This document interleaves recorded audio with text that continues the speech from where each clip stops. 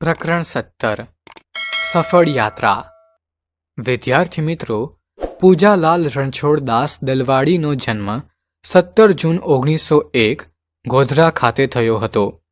તેઓ મૂળ ખેડા જિલ્લાના નાપા ગામના વતની હતા। 1918માં મેટ્રિક થઈ ઇન્ટર સુધીનો અભ્યાસ કર્યો હતો। થોડો સમય વ્યાયામ શિક્ષક તરીકે પણ કાર્ય કરેલું। શ્રી અરવિંદના પ્રબળ આકર્ષણને કારણે પછીથી તે પોંડિચેરી આશ્રમના નિવાસી બન્યા હતા। તેમણે પારિજાત, પ્રભાત ગીત, બાલગુંજાર, કિશોરકુંજ જેવા પુસ્તકો લખ્યા છે।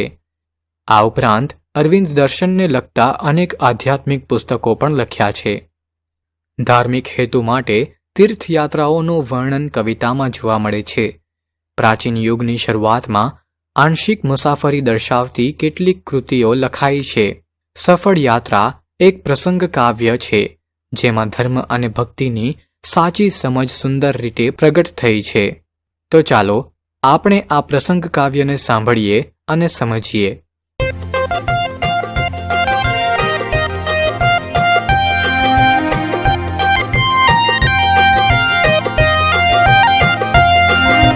કાશી ધામ પૂરું કરી લઈ ગંગાજળ, રામેશ્વર ચઢાવવા ચાલ્યા સકળ। અંગાર વરસાવતો આકરો ઉનાળો, ધૂળ ધક ધક કરે ધરા કાઢે જાડો।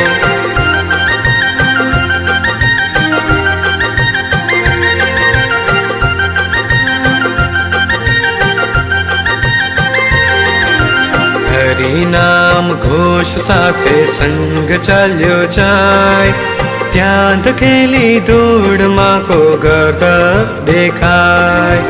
તરસે તરફડતો રોકી પથ પાટી, પડેલો જીબડી બહાર આંખો જાતી ફાટી।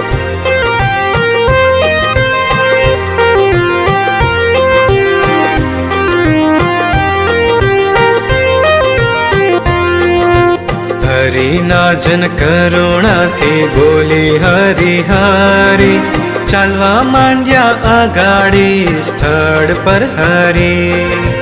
ગધેડાની દશા જોઈ દુખી એક જન, ઊભો રહ્યો પાસે ગયો પીગળેલે મન।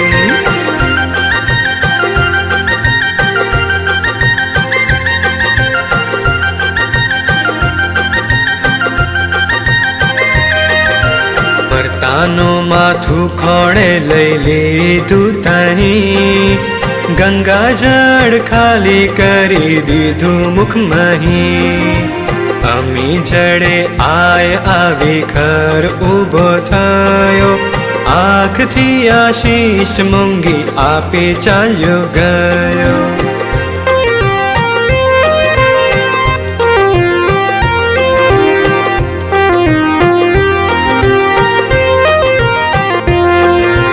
યાત્રાળુઓ જોઈને આ મૂર્ખતાનું કામ, ઠેકડી કરવા માંડ્યા વ્યંગમાં તમામ।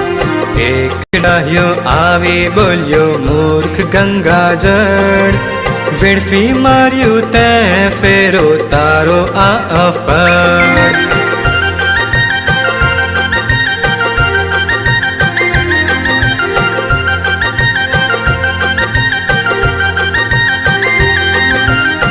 હવે રામેશ્વર જઈશાનો અભિષેક કરીશ, ગધેડા જેવું કર્યું તે તો છે।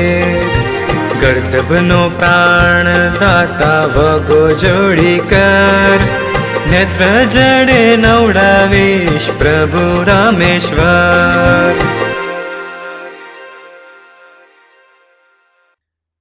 સેવા અને કરુણાથી મોટો કોઈ ધર્મ નથી, એવું સૂચન આ નાનકડા પ્રસંગ કાવ્યમાં સુંદર રીતે કરવામાં આવ્યું છે।